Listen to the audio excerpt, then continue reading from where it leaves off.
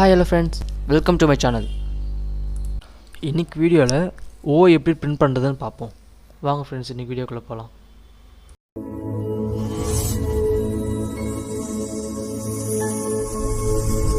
First Python shell open பண்ணிக்கோங்க.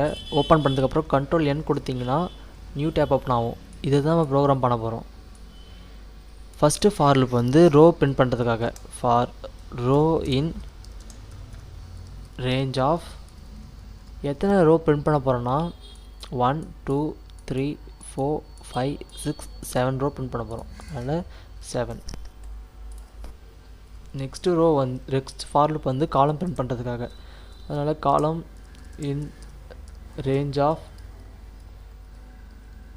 இந்த எத்தனை காலம் பிரிண்ட் பண்ண போகிறோன்னா 1 2 3 4 5.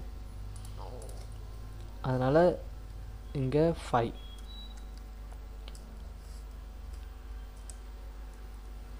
இப்போ நெக்ஸ்ட் வந்து இஃப் கண்டிஷன் எதுக்காகனா எங்கெங்கெல்லாம் ஸ்டார் பிரிண்ட் பண்ணணும் அதுக்காக தான் கண்டிஷனை கொடுக்கணும்.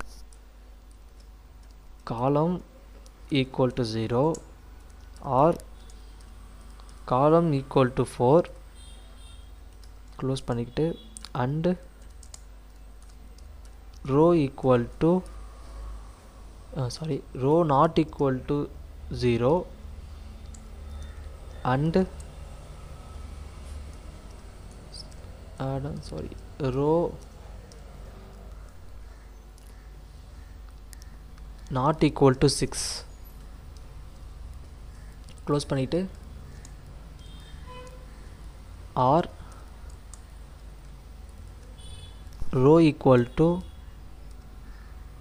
0 or row equal to 6 close பண்ணிக்கோங்க.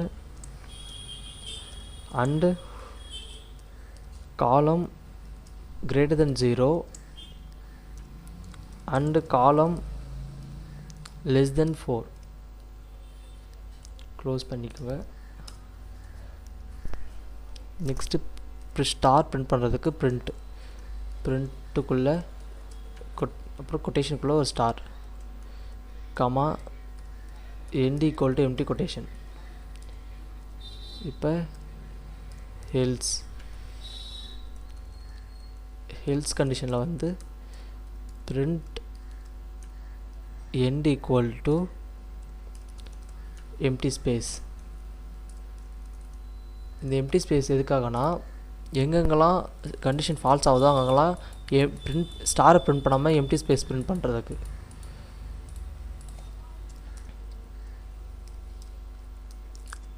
லாஸ்ட்டாக ஒரு எம்டி பிரிண்ட். இந்த எம்டி பிரிண்ட் எதுக்காகனா ஃபஸ்ட் லைன் ஃபினிஷ் பண்ணதுக்கப்புறம் செகண்ட் லைன் போகிறதுக்காக. ப்ரோக்ராம் முடிச்சாச்சு. சேவ் பண்ணுங்கள்.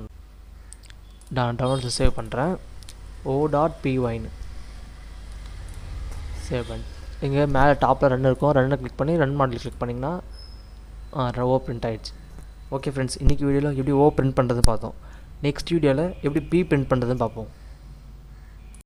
ஃப்ரெண்ட்ஸ், நீங்கள் எனக்கு சப்போர்ட் பண்ணால் தான் நான் வீடியோஸ் கண்டினியூஸாக அப்லோட் பண்ண முடியும். ஸோ ப்ளீஸ் இந்த வீடியோ உங்களுக்கு பிடிச்சிருந்தால் லைக் பண்ணுங்கள், ஷேர் பண்ணுங்கள், மறக்காமல் சப்ஸ்கிரைப் பண்ணி பக்கத்தில் இருக்க பெல் ஐக்கனை கிளிக் பண்ணிக்கோங்க. அப்போ தான் அப்லோட் பண்ணுற வீடியோ உங்களுக்கு உடனே நோட்டிஃபிகேஷனாக வரும். தேங்க்யூ ஃபார் வாட்சிங்.